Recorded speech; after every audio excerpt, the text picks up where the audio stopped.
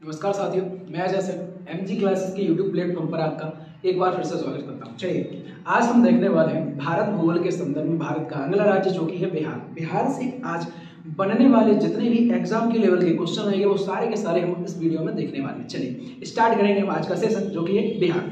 बिहार को जो हम स्टार्ट करेंगे तो सबसे पहले देखेंगे हम इसके गठन के बारे में, इसका गठन कब हुआ था। देखिए, यदि हम गठन की चर्चा करेंगे और गठन का क्रम देखेंगे तो देखिए सबसे पहले आएगा इसका क्रम कि 26 जनवरी सन 1950 को, मतलब यदि हम बात करें बिहार का जो गठन किया गया वो किया गया था कब, 26 जनवरी सन 1950 में। सब देखिए 26 जनवरी 1950 में बिहार का एक पृथक राज्य के रूप में क्या कर दिया गया, गठन कर दिया गया। अब जब गठन हो जाता है तो इसकी राजधानी बनाने की बात आती है, और राजधानी बनाने की जब बात आई तो इसकी राजधानी बनाएगी पटना। राजधानी क्या है इसकी, पटना। अच्छा, पटना नाम सुन के हमें एक बात याद आ जानी चाहिए, कौन सी बात, वही कि पटना का प्राचीन नाम क्या हुआ करता था। तो पटना का प्राचीन नाम हुआ करता था पाटलिपुत्र। कौन नाम हुआ करता था, पाटलिपुत्र। अच्छा, पाटलिपुत्र को बसाया किसने था, मतलब ये जो शहर था पाटलिपुत्र नाम का, इसे बसाने का श्रेय किसे जाता है, तो हर्यक वंश के शासक जिसका नाम था उदयन, उसने गंगा, सोन और गंडक नदी के संगम पर इसको बसाया। किसको, पाटलिपुत्र को। आज उसे क्या बोलते हैं अपन, तो पटना के नाम से जानते हैं। चलिए आगे हम बात करेंगे यहाँ के वर्तमान मुख्यमंत्री के बारे में। मुख्यमंत्री की यदि हम बात करें तो भाई इनके बारे में तो क्या ही कहने, मतलब कि इनके बारे में यदि हम जितनी चर्चा करें उतनी कम है। क्यों भाई, नीतीश कुमार जी इंडिया के ही नहीं पूरे वर्ल्ड के सबसे ज्यादा बार मुख्यमंत्री पद की शपथ लेने वाले व्यक्ति बन चुके हैं। मतलब बात कीजिए कि कितनी बार, तो 9 बार मुख्यमंत्री पद की शपथ ले चुके हैं। कौन ले चुके हैं, तो नीतीश कुमार जी। कौन ले चुके हैं, नीतीश कुमार जी। अच्छा, 9 बार यही क्यों ले लिए भाई शपथ, तो देखिए इनका एक ही फंडा रहता है। कैसा रहता है, ये ज्यादातर गठबंधन की सरकारें बनाते हैं, और गठबंधन की सरकारें जब बना लेते हैं तो उसमें इनका केवल एक ही क्या रखता है, पॉइंट रहता है कि भाई क्या रहेगा, सरकार आप बना लीजिए लेकिन मुख्यमंत्री बनेंगे तो कौन, हम ही बनेंगे।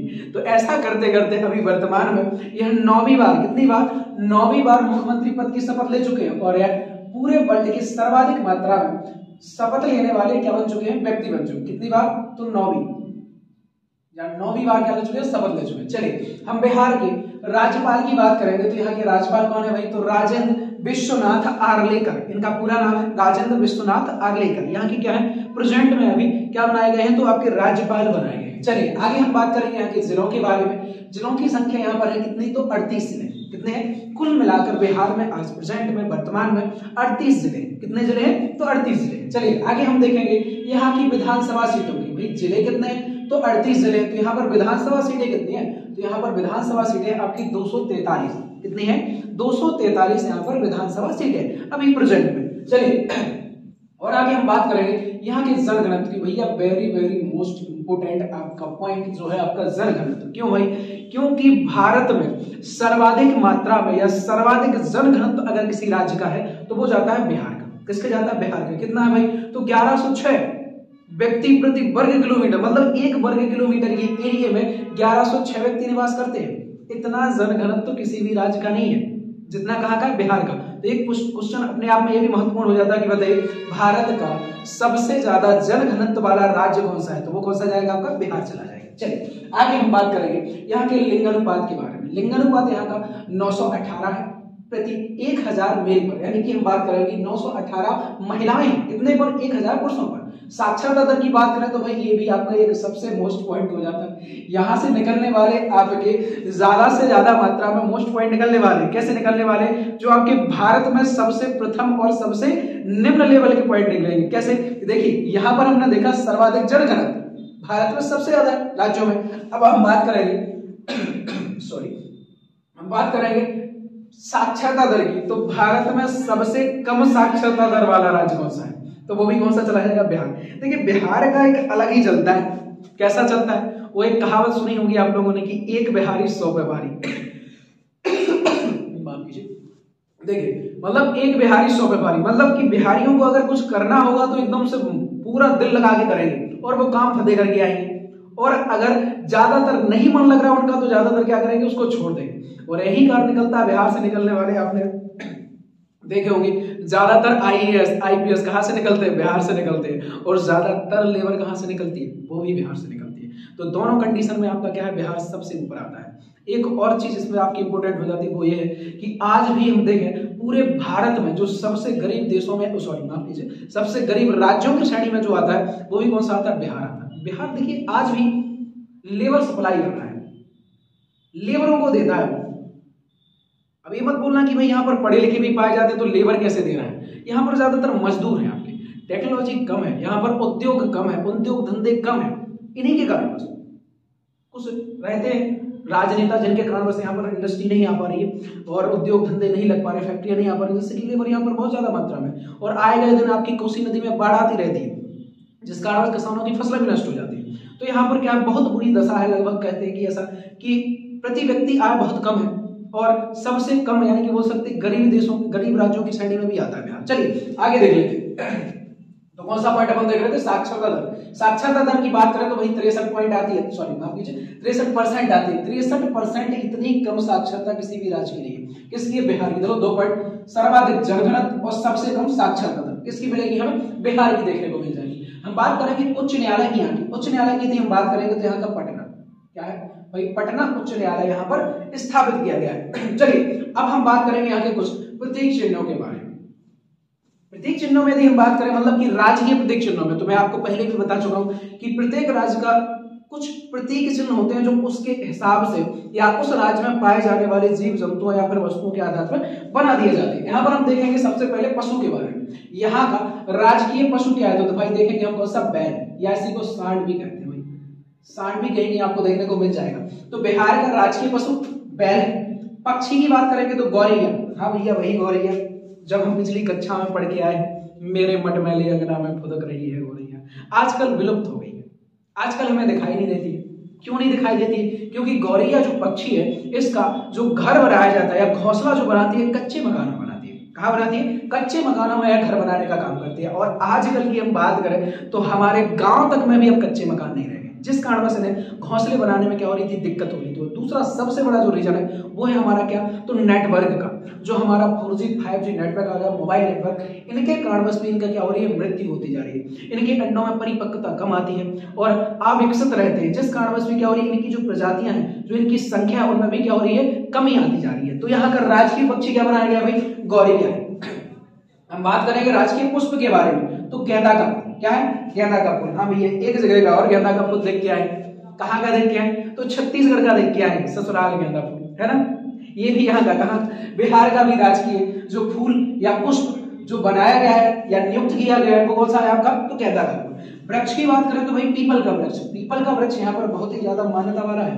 पीपल के वृक्ष की यहाँ पर बहुत ही ज्यादा क्या है? धार्मिक दृष्टि से महत्वता है। कैसी है? तो पीपल का ही वृक्ष है जिसके नीचे बैठकर भगवान बुद्ध को बोध गया में ज्ञान की प्राप्ति हुई थी। इसलिए यहाँ पर पीपल के वृक्ष की बहुत ही ज्यादा धार्मिक मान्यताओं के आधार पर से क्या दी गई है? प्रमुखता दी जाती है। चलिए हम बात करेंगे राजकीय खेल के बारे में तो कबड्डी को कबड्डी यहाँ का क्या राजकीय खेल है। हम बात करेंगे नृत्य की तो झिझिया। झिझिया यहाँ का लोक नृत्य बनाया गया। हम बात करें भाषा के बारे में तो भाषा के बारे में बात करेंगे तो भोजपुरी, मैथिली और मगही, ये 3 भाषाएं यहाँ पर बोली जाती है। 3 भाषाएं यहाँ पर राजकीय भाषाओं की क्या मान्यता प्राप्त की हुई है। कौन कौन सी है? भोजपुरी, मैथिली और मगही। हम गीत की बात करेंगे तो यहाँ का राजकीय गीत क्या है? तो मेरे भारत के कंठहार तुमको सत सत नमन बिहार। मेरे भारत के कंठहार तुमको सत सत नमन बिहार, ये बिहार का क्या है? तो राजकीय गीत है। चलिए इतना हमने देख लिया है। अब हम देखेंगे कुछ इसके एक्स्ट्रा पॉइंट को या अतिरिक्त बिंदुओं को देखने वाले हैं। अतिरिक्त बिंदुओं में यदि हम चर्चा करेंगे तो सबसे पहला बिंदु आप देखोगे कि भारत का सबसे कम साक्षरता वाला राज्य हम पहले देख के आए। कितनी परसेंट है? तो 63%, मात्र 63% यहाँ की क्या है? साक्षरता दर है। मतलब कि लोग बाग पढ़े लिखे जितने पाए जाते हैं 100 में से वो 63 लोग पाए जाते हैं। चलिए आगे हम बात करेंगे यहाँ का और पॉइंटों में तो आपका भारत का सबसे ज्यादा जनघनत्व वाला राज्य, ये भी हम पढ़ के आएंगे। कितना है भाई? तो जनघनत्व आपका कितना मिल जाएगा? 1106 व्यक्ति प्रति वर्ग किलोमीटर के हिसाब से यहाँ पर देखने को मिल जाएगा। चलिए और हम बात करेंगे यहाँ पे एक और पॉइंट जो है आपका कि भारत का सबसे गरीब देशों के गरीब राज्यों की श्रेणी में भी आता है। भारत में जो सबसे ज्यादा कम पैसे वाले व्यक्ति है वो कहाँ देखने को मिलेंगे? आपको बिहार में देखने को मिल जाएंगे। चलिए अब हम यहाँ के कुछ अन्य बिंदुओं पर चर्चा करेंगे, जैसे कि बिहार में निकलने वाली प्रमुख नदियां कौन कौन सी हैं। जब नदियों की यदि हम चर्चा करेंगे तो नदियों में आप सबसे पहले नदी देखोगे कौन सी? गंगा नदी।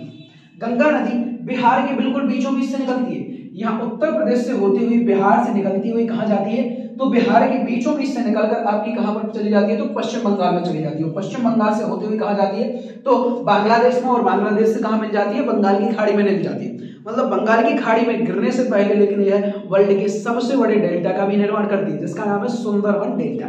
क्या नाम है, सुंदरवन डेल्टा का निर्माण करती है। चलिए आइए आगे देखेंगे। आगे हम बात करेंगे दूसरी नदी जो है गंडक नदी। कौन सी नदी है, गंडक नदी भी यहाँ पर निकलने वाली प्रमुख नदियों में होती है। तीसरी नदी कौन सी है आपकी, तो घाघरा नदी। घाघरा नदी दरअसल उत्तर प्रदेश से बहती हुई और आपकी कहां पर, छपरा में, यहां पड़ेगा आपका छपरा, छपरा में गंगा नदी में मिल जाती है। और छपरा की आपकी एक ट्रेन भी चलती है, जिसे छपरा एक्सप्रेस के नाम से भी जानते हैं, जो बिहार में चलती है। ठीक है, और हम बात करेंगे घाघरा नदी, सॉरी घाघरा होगी आपकी। अब हम बात करेंगे सोन नदी के बारे में। सोन नदी आपकी मध्य प्रदेश के अनूपपुर के अमरकंटक पहाड़ी से निकलती है। कहां से निकलती है, अनूपपुर जिले के अमरकंटक पहाड़ी से निकलती है और ये छत्तीसगढ़ की और उत्तर प्रदेश की सीमा बनाते हुए कहां जाती है, तो बिहार में प्रवेश करती है। और ये कहां पर, तो पटना में, यहां से निकलती हुई कहां पर, यह पटना में क्या करती है, तो पटना में गंगा नदी में मिल जाती है। कौन सी नदी है, देखिए ये कौन सी नदी रही आपकी, ये रही आपकी घाघरा, घाघरा। ये कौन सी आपकी, तो सोन नदी। ये कौन सी नदी है, तो आपकी गंगा नदी। चलिए आगे हम बात करेंगे कोसी नदी के बारे में। कोसी नदी को तो भाई हम लोग बड़े ही स्तर से जानते हैं। क्यों जानते हैं, क्योंकि बिहार का शोक कहा जाता है कोसी नदी को। यहाँ पर यह एक प्रकोप के रूप में जानी जाती है, यह एक तबाही के रूप में जानी जाती है। कौन सी नदी, तो कोसी नदी। कोसी नदी को बिहार का शोक कहते हैं हम। और ये कहां से, तो आपकी इधर वाले एरिया से मिल जाती है भागलपुर, बिहार में, मतलब भागलपुर वाले क्षेत्र में गंगा नदी में मिल जाती है। भागलपुर,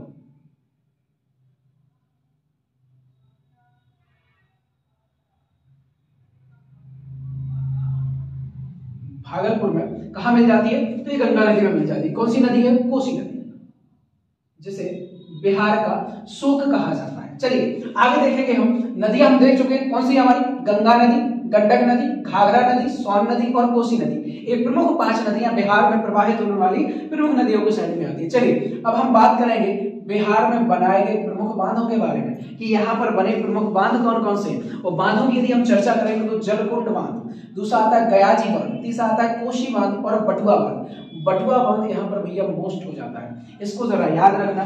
बटुआ बांध आपकी घाघरा नदी पर ही बनाया गया है और यहाँ का आपका सबसे ज्यादा सिंचाई के लिए प्रयोग किया जाने वाला जो पानी होता है वो कौन से बांध से लिया जाता है, बटुआ बांध से लिया जाता है। चलिए कौन कौन से हो गए, तो जलकुंड, गया बांध और कोशी बांध और बटुआ बांध, ये प्रमुख बांध हो जाते हैं। आइए अब हम यहाँ के कुछ सांस्कृतिक और धार्मिक बिंदुओं को चर्चा करते हैं, या धार्मिक बिंदुओं पर नजर डालते हैं, जिनमें हम देखेंगे प्रमुख मंदिरों के बारे में। और मंदिरों की यदि हम चर्चा करें तो सबसे पहले आप देखोगे कौन सा मंदिर, मंगला गौरी मंदिर। कौन सा मंदिर भाई, मंगला गौरी मंदिर। मंगला गौरी मंदिर यह दरअसल आपकी माता पार्वती से संबंधित है। किससे संबंधित है, आपका माता पार्वती जी से संबंधित है। कहीं कहीं इन्हें मतभेद मिलता है, कैसा मिलता है, कोई बोलता है माता पार्वती से, कोई बोलता है कि माता सीता जी से भी इसको संबंधित बताया जाता है। खैर कोई नहीं, अपने को याद रखना है कि मंगला गौरी मंदिर आपका कहाँ पड़ेगा, तो बिहार में देखने को मिल जाएगा। कौन सा पहला भाई आपका, मंगला गौरी, पहला हो गया मंगला गौरी, जो कहाँ मिलेगा भाई, तो गया में देखने को मिलेगा। कहाँ मिलेगा,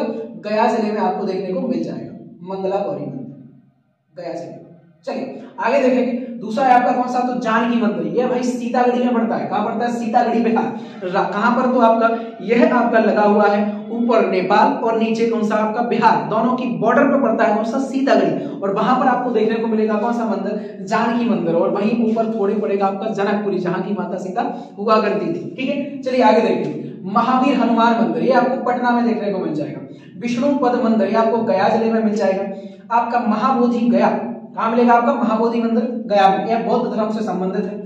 और आपका हरमंदिर साहब गुरुद्वारा, यह पटना में मिलेगा, जिन्हें हम पटना साहिब के नाम से जानते हैं। किस नाम से जानते हैं, पटना साहिब के नाम से जानते हैं। एक चीज और समझना, यही वो जगह है जहां पर सिखों के 10वें गुरु, जिनका नाम था गुरु गोविंद सिंह, उनका जन्म हुआ था। कहां पर, पटना में। इसलिए यहाँ पर सिखों का धर्म स्थल कौन सा है, तो हरमंदिर साहब गुरुद्वारा, जिसे हम पटना साहिब के नाम से जानते हैं। एक जगह और आपको देखने को मिलेगी गया जी, गया में ही एक जगह है गया गया जी के नाम से, जो आपका जैन धर्म से संबंधित रखता है। ठीक है, चलिए आगे देखेंगे हम कौन सा, तो आगे देखेंगे यहाँ के त्योहारों के बारे में।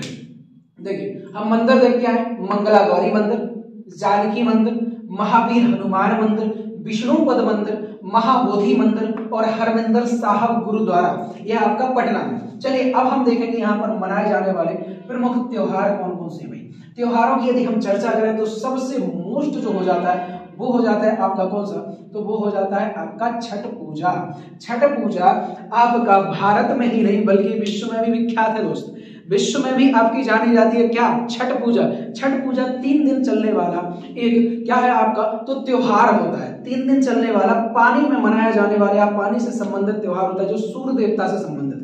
पानी में स्त्रियां क्या करती हैं, पानी में यानी कि गर्दन तक पानी वाले एरिया में जाती हैं और वहां पर सूर्य देवता की पूजा करती है और यह अपने बच्चों के उज्जवल भविष्य की कामना के लिए किया जाता है। कौन सी है आई, तो यह है आपका कौन सा, छठ पूजा।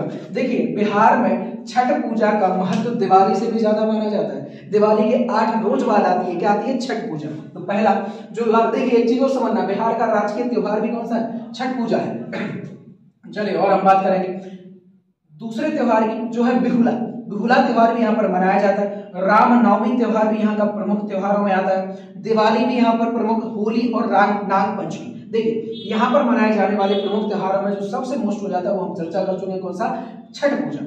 छठ पूजा, बिहुला, रामनवमी, दिवाली, होली और नाग पंचमी, ये प्रमुख 5 से 6 त्योहार यहाँ पर मनाए जाते हैं। चलिए अब आगे हम चर्चा करेंगे यहाँ पर मिलने वाली प्रमुख जनजातियों के बारे में कि यहाँ पर कौन कौन सी जनजाति पाई जाती है, बिहार में कौन कौन सी जनजातियां हैं उनके बारे में चर्चा करेंगे। जब हम जनजातियों में करेंगे तो बैगा जनजाति, बंजारा जनजाति, मुंडा जनजाति, हाँ भाई वही मुंडा जनजाति जिनके महान क्रांतिकारी जननायक बिरसा मुंडा हुआ करते थे, जिन्होंने स्वतंत्रता संग्राम में बहुत बड़ा योगदान दिया था, जनजातियों को आगे आने का मौका दिया था। तो वही मुंडा जनजाति आपकी कहाँ, बिहार में देखने को मिलेगी। खोंड जनजाति और भुइया जनजाति, ये प्रमुख 5 जनजातियां बिहार की मोस्ट हो जाती हैं। चलिए अब हम बात करेंगे यहाँ से बनने वाले कुछ लोक नृत्य और लोक गीतों के बारे में। लोक नृत्य की चर्चा कर लेते हैं। लोक नृत्य की यदि हम चर्चा करेंगे तो देखेंगे कि लोक नृत्यों में सबसे प्रमुख लोक नृत्य विदेशिया। विदेशिया लोक नृत्य क्यों है भाई, विदेशिया लोक नृत्य दरअसल यह बिरहा को प्रदर्शित करने के लिए किया जाता है। बिरह को, कौन से बिरह को प्रदर्शित करता है, यह प्रदर्शित करता है आपका बिहार के पूर्वी अंचल में रहने वाली महिलाओं के बिरह को। कैसा बिरह, पूर्वी अंचल में रहने वाली जो महिलाएं होती हैं उनके पति, उनके जितने भी पुरुष जाति होती है वो विदेशों में काम करने के लिए जाते हैं, जीविका का आधार बनाने के लिए, धन पैसे के लिए चले जाते हैं, जिनके बिरह में वहां की स्त्रियां विदेशिया नृत्य प्रस्तुत करती हैं जो उनके एक बिरह को प्रदर्शित करती है। तो विदेशिया या बिरह नृत्य इसी को कहा जाता है। कौन सा, विदेशिया लोक नृत्य, जो बिहार का प्रमुख हो जाता है। जात जतन नृत्य, ये भी आपका यहाँ का मोस्ट नृत्य है। आपका झिझिया यहाँ का राजकीय नृत्य, झिझिया क्या है, राजकीय नृत्य। कजरी भी यहाँ का नृत्य हो जाता है और झुमरी, यह यहाँ के प्रमुख 5 लोक नृत्य हो जाते हैं। कौन कौन से भाई, विदेशिया, जात जतन, झिझिया, कजरी और झुमरी प्रमुख लोक नृत्य की श्रेणी में आते हैं। अब हम बात करेंगे यहाँ के लोकगीतों के बारे में। लोकगीतों की यदि हम चर्चा करें तो कजरी गीत की बात करेंगे सबसे पहले। कजरी गीत भी आपका यह बरसात के समय गाया जाने वाला, वृद्ध अधेड़ उम्र की महिलाओं द्वारा गाया जाने वाला एक राग होता है जो बड़े ही चाव से विदेशी, माफ कीजिए, भोजपुरी भाषा में, जो वहां की कहाँ की बिहार की लोकल भाषा है, उसमें बहुत ही सुंदर तरीके से इसको प्रस्तुत किया जाता है और गाया जाता है। कौन सा गीत है वो, कौन सा गीत है, कजरी। बिरहा जो कि हम चर्चा कर चुके हैं, विदेशिया लोक नृत्य से संबंधित है बिरहा गीत। गजल भी यहाँ पर गाई जाती है और कोथी और झुमरी ये प्रमुख लोकगीत हो जाते हैं कहाँ के, तो बिहार के हो जाते हैं। अब एक बहुत ही इंपोर्टेंट फैक्ट इसमें देखने को मिलेगा कि बिहार का एकमात्र राष्ट्रीय उद्यान कौन सा है, तो वाल्मीकि राष्ट्रीय उद्यान। वाल्मीकि राष्ट्रीय उद्यान यहाँ का एकमात्र राष्ट्रीय उद्यान है और इससे क्वेश्चन बनता है दोस्तों, हमेशा पूछा जाता है कि बताइए बिहार का एकमात्र या फिर वाल्मीकि राष्ट्रीय उद्यान किस राज्य का या किस राज्य में स्थित राष्ट्रीय उद्यान है, कौन से, आपके बिहार। चलिए आगे हम बात करेंगे अब यहाँ पर, कहां पर, बिहार में स्थित प्रमुख शहर और पर्यटक स्थलों के बारे में। बिहार में स्थित शहर और पर्यटक स्थलों के बारे में चर्चा करेंगे। पर्यटक स्थलों में और शहरों में यदि हम चर्चा करें तो सबसे पहले जो करेंगे वो करेंगे पटना के बारे में।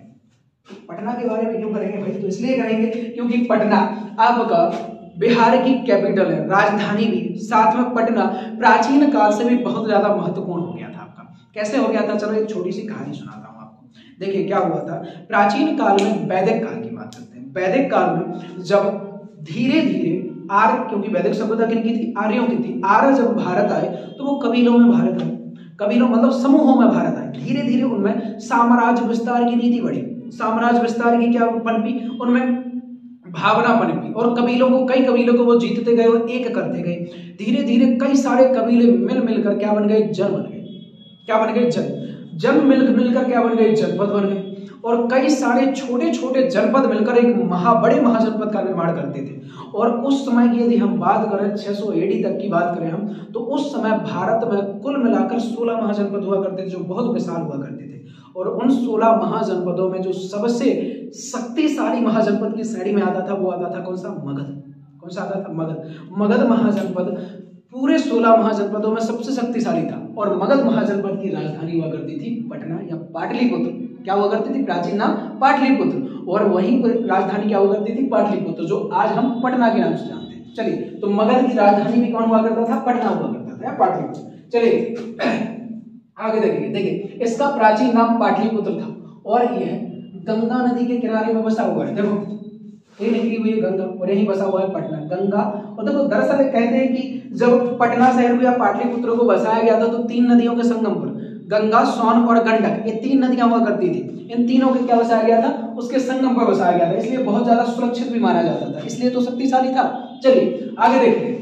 हम देखेंगे महाजनपद काल में मगध महाजनपद की क्या हुआ करता था? राजधानी हुआ करता था क्या? पटना।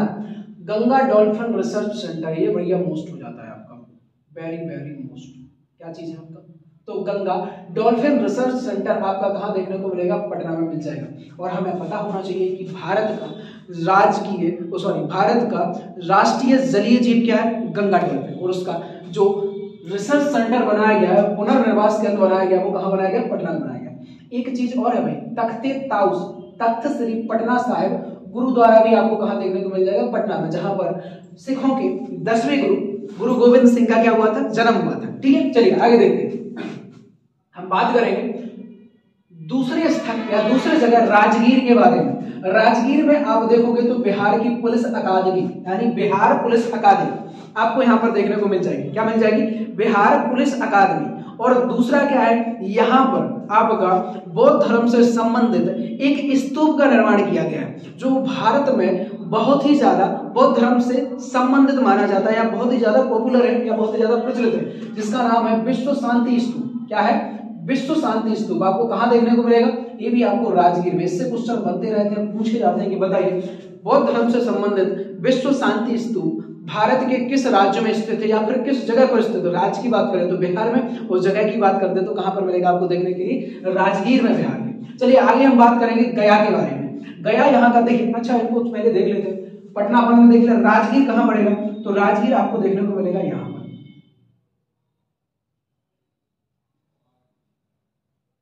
राजगीर। इधर आपको देखने को मिलेगा क्या चीज? बोधगया। और उसी के जस्ट ऊपर आपको देखने को मिलेगा गया, जो कि हम चर्चा कर रहे हैं गया के बारे में। गया की यदि हम बात करें तो बिहार ऑफिसर ट्रेनिंग अकेडमी, मतलब कि यहाँ पर जो बीपीएससी से निकलकर जो भी अधिकारी जाते हैं, जो भी तहसीलदार वगैरह जाते हैं, उनकी ट्रेनिंग दी जाती है। कहां पर? तो गया में। दूसरा महाबोधि मंदिर, मंगला गौरी मंदिर और विष्णुपद मंदिर, ये भी आपको गया में देखने के लिए मिल जाएंगे। क्या चीज? आपका बोधि मंदिर, महाबोधि मंदिर, मंगला गौरी मंदिर और विष्णुपद मंदिर, ये तीनों मंदिर भी आपको गया में देखने के लिए मिल जाएंगे। अब हम बात करेंगे बोध गया के बारे में। बोध गया बहुत इंपोर्टेंट हो जाता है। क्यों हो जाता है? महात्मा बुद्ध को ज्ञान की प्राप्ति हुई थी भाई यहीं पर। कहां पर? बोध गया। बोध गया कहां मिलेगा? यहां मिलेगा आपको देखने के लिए, बोध गया। और यहीं पर ज्ञान की प्राप्ति किन्हें हुई थी? तो महात्मा बुद्ध को हुई थी। कहां की? महात्मा बुद्ध को ज्ञान की प्राप्ति हुई थी। कहां पर? बोध गया में। और बोध गया में ही आपका एक वृक्ष पड़ेगा। कौन सा वृक्ष? पीपल का वृक्ष। कौन से वृक्ष के नीचे हुई थी भाई? तो पीपल का वृक्ष था। और निरंजना नदी हुआ करती थी, निरंजना।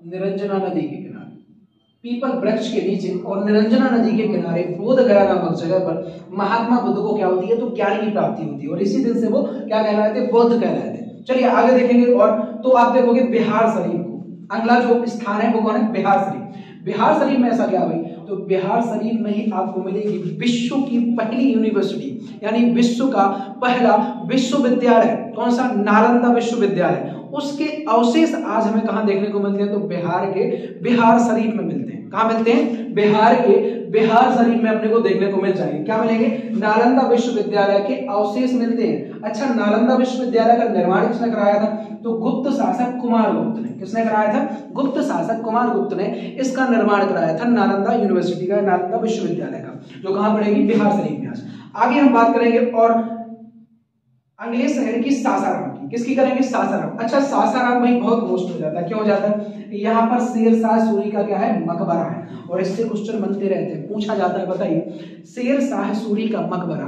भारत के किस राज्य में स्थित है, तो बिहार जाएगा। और बिहार की किस जगह स्थित है, तो चला जाएगा सासाराम। एक चीज के लिए इंटरेस्टिंग बात यह है कि पूरे के पूरे शासकों में या मध्यकालीन शासकों में एकमात्र शासक जिसने अपने जीवित रहते हुए खुद का मकबरा बनाया था। देखिए बड़ी इंटरेस्टिंग बात है, क्या है कि इसने अपने जीवित रहते ही खुद का क्या बनवाया था, मकबरा बनाया था। इसे भय था, इसे डर था कि क्या पता भाई कोई हमारा मकबरा बनाए या ना बने, इसलिए खुद ही अपना मकबरा बनवा के चला गया था। कौन चला गया था, शेरशाह सूरी। और कहां बनवाया इसने, सासाराम में बनवाया था। ठीक है, सासाराम पड़ेगा कहां पर, तो आपको इधर मिलेगा सासाराम। सासाराम आपको इधर देखने को मिल जाएगा। चलिए आगे हम बात करेंगे सिवान के बारे में। सिवान शहर आपका बहुत इंपोर्टेंट हो जाता है भाई, ये बहुत ज्यादा इंपोर्टेंट है। क्यों है, क्योंकि यहीं पर राजेंद्र प्रसाद जी का जन्म हुआ था। राजेंद्र प्रसाद जी, डॉक्टर राजेंद्र प्रसाद, जो संविधान सभा के प्रथम अध्यक्ष रहे, संविधान सभा के जो प्रथम अध्यक्ष थे डॉक्टर राजेंद्र प्रसाद, इनका जन्म स्थल है क्या चीज, सिवान, जो कहां पड़ेगा, बिहार में पड़ेगा। चलिए और अगले शहर की बात करेंगे, जगह की, तो वो आपका चंपारण। चंपारण भी बड़ा चर्चित है भाई, क्यों है, क्योंकि चंपारण ही वह जगह है जहां पर महात्मा गांधी जी द्वारा अपना भारत में पहला सफल किसान सत्याग्रह किया गया था। अब बोले सफल और किसान कैसे बोला आपने, सर ऐसे बोला क्योंकि जब यह भारत में आए तो सन 1917 में चंपारण से या बिहार से आए हुए कुछ व्यक्तियों ने बनारस यूनिवर्सिटी में महात्मा गांधी को एक वाक्यांश और एक क्या बोलते हैं उसको स्पीच देते हुए सुना और उन्होंने किसान की बातें की। तो उन्होंने आग्रह किया, किन्होंने, बिहार से आए हुए कुछ किसानों ने, कि आप बिहार आइए और बिहार में अंग्रेजों द्वारा किसानों पर बड़ा अत्याचार किया जा रहा है, जबरन नील की खेती कराई जा रही है, तिल कठिया प्रथा चलाई जा रही है, तो उससे हमें छुटकारा चाहिए, तो आप कृपया कर आए और हमें उसका क्या करें, निवारण करें। तो महात्मा गांधी अपने कुछ अनुयायियों के साथ, जिनमें रामकृष्ण गोखले भी हुआ करते, माफ कीजिए, गोपाल कृष्ण गोखले हुआ करते थे, और इनके कुछ विश्वास पात्र लोगों को लेकर ये कहा जाते हैं बिहार के चंपारण में जाते हैं और बिहार के चंपारण में अंग्रेजों के खिलाफ सत्याग्रह करते हैं कि भाई किसानों से आप जबरन नील की खेती नहीं करा सकते हो। साथ में तिल कठिया प्रथा, मतलब कि किसी भी खेत में से यदि 20 बोरा अगर अनाज होता है तो उनमें से किसी भी टैक्स के या फिर कोई भी काम किए अंग्रेजों को 3 बोरे तो देने ही होते थे। इसे तिल कठिया प्रथा कहते थे कि बिना किसी मतलब के अंग्रेज कुछ करे या ना करे आपको 3 बोरे देने होंगे। तो इस प्रथा को बंद कराने के लिए कहा गए चंपारण गए और यह इनका एक पहला सत्याग्रह था और ये सफल सत्याग्रह था। कौन सा रहा, तो चंपारण का। कौन सा था भाई, तो चंपारण किस लिए जाना जाता है, तो बिहार में किए गए गांधी जी द्वारा चंपारण के सत्याग्रह के लिए जाना जाता है। यह पहला सत्याग्रह था गांधी जी का भारत में। आगे देखेंगे भागलपुर। भागलपुर किस लिए प्रसिद्ध है, तो विक्रमशिला विश्वविद्यालय। विक्रमशिला विश्वविद्यालय आपके नालंदा विश्वविद्यालय की तरह एक विद्यालय हुआ करता था और इसकी स्थापना करने का जो श्रेय जाता है वो जाता है पाल वंश के शासक धर्मपाल को। किसको जाता है, पाल वंश के शासक धर्मपाल ने इसका निर्माण कराया था भागलपुर में। यह आज इसके खंडहर या इसके अवशेष हमें देखने को मिल जाएंगे। अच्छा, भागलपुर एक चीज के लिए और जाना जाता है, किस चीज के लिए भाई, तो यहाँ पर गिलास ब्रिज भी बना हुआ है, गिलास का पुल। क्या बना है, गिलास के पुल के लिए भी जाना जाता है। जैसा कि उत्तराखंड के ऋषिकेश में गिलास ब्रिज बनाया जिसे लक्ष्मण झूला बोलते हैं, उसी तरह भागलपुर बिहार में भी आपका उसी बिल्कुल सेम पैटर्न में आपका एक पुल का निर्माण कराया गया जो गिलास ब्रिज के नाम से जाना जाता है। वो भी कहां मिलेगा आपको, भागलपुर में देखने को मिल जाएगा। अच्छा, एक और पॉइंट आपको देखना रहेगा बक्सर के बारे में। अच्छा बक्सर क्या चीज है भाई, बक्सर पड़ेगा कहाँ? अच्छा भागलपुर अपन देखे हैं, ये रहा भागलपुर आपका। चंपारण की यदि हम बात करते हैं तो चंपारण आपको इधर देखने को मिलेगा, चंपारण। ठीक है, आइए हम बात करेंगे बक्सर के बारे में। बक्सर आपको मिलेगा यहाँ पर, बक्सर। बक्सर प्रसिद्ध किस लिए रहा भाई? बक्सर की लड़ाई ये सभी ने सुनी होगी, एक युद्ध हुआ था बक्सर का युद्ध, जिसमें क्या हुआ था कि देखिए क्या होता है, सन 1764 की बात होती है। 1764 में बंगाल के नवाब मीर कासिम, क्या नाम था, मीर कासिम को नवाबी से हटा दिया गया अंग्रेजों द्वारा। तो नवाब कहाँ पहुंच गए? बिहार में पहुंच गए। कहाँ पहुंच गए? बिहार में पहुंच गए। बिहार, माफ कीजिए बिहार नहीं, अवध पहुंच गए। कहाँ पहुंच गए? अवध पहुंच गए। अवध पहुंचे तो अवध के नवाब सुजाउद्दौला, बिहार के नवाब कौन थे? मीर कासिम। अवध के नवाब सुजाउद्दौला और वहीं पर आए हुए थे दिल्ली के बादशाह जिनका नाम था शाह आलम द्वितीय। इन तीनों ने मिलकर अंग्रेजों के खिलाफ एक युद्ध लड़ा था, जो बिहार के बक्सर में लड़ा गया था। इस युद्ध में तीनों की संयुक्त सेना को अंग्रेजी सेना ने परास्त कर दिया, हरा दिया था। और इस सेना का नेतृत्व जो किया था अंग्रेजी सेना का, वो किया था हेक्टर मुनरो ने। अंग्रेजी सेना नायक हेक्टर मुनरो ने बक्सर के युद्ध का नेतृत्व किया था और वो जीत दिलाई थी, जिस कारणवश क्या हुआ था कि पूरा का पूरा बंगाल और बिहार मुक्त व्यापार के लिए अंग्रेजों को दे दिया गया था। इस युद्ध का बहुत बड़ा क्या निकला था? अंग्रेजों के लिए प्रॉफिट निकला था। और इसी युद्ध के तहत ये तय हो गया था कि अब भारत में किसकी सत्ता रहेगी, क्योंकि अंग्रेजों की ही सत्ता रहेगी, ये वाला निश्चय हो चुका था। क्योंकि अब बादशाह को पेंशन भोगी बना दिया गया था, अवध के नवाब को हटा दिया गया था, मीर कासिम को भी हटा दिया गया था, जिस कारणवश क्या हुआ था कि पूरा का पूरा जो क्षेत्र था अब अंग्रेजों के सीधा अधीन आ गया था और ये अब आसानी से किसी भी जगह पर अपना व्यापार स्थापित कर सकते थे। तो आपका बक्सर का युद्ध जाना जाता है 1764 में हुआ था। ठीक है, चलिए अब यहां से बनने वाले जितने भी पॉइंट थे हम सारे के सारे देख चुके हैं। अब यहां से कोई भी ऐसा पॉइंट नहीं रहेगा जो बाहर जाएगा। कुछ इसकी सीमाओं का भी हम वर्णन कर लेते हैं, यह कौन कौन से राज्य के साथ या कौन कौन से देश के साथ अपनी बाउंड्री को साझा करता है। तो एकमात्र देश जिसका नाम है नेपाल, ऊपर है, नेपाल के साथ अपनी बाउंड्री बनाता है या सीमा को साझा करता है। इधर हम बात करेंगे तो इधर आपका उत्तर प्रदेश क्या लग जाता है? उत्तर प्रदेश।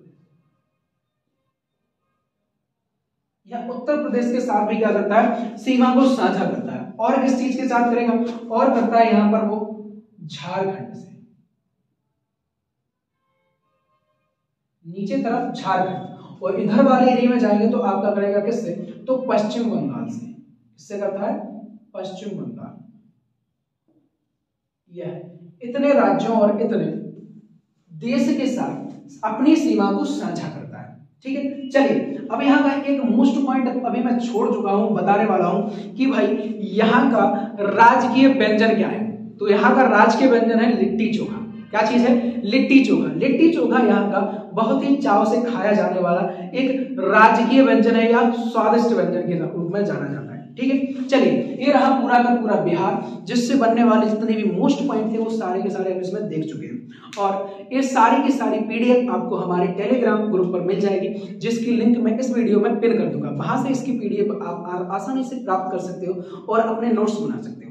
ठीक है, सेशन कैसा लगा एक कमेंट करके हमें जरूर बनाएं और एक लाइक जरूर करें। चैनल पर नए हो तो इसको सब्सक्राइब करना ना भूलें। चलिए मिलते हैं अगले राज्य के साथ, अगले पॉइंट के साथ। तब तक के लिए अलविदा, आदाब, सलाम, नमस्कार।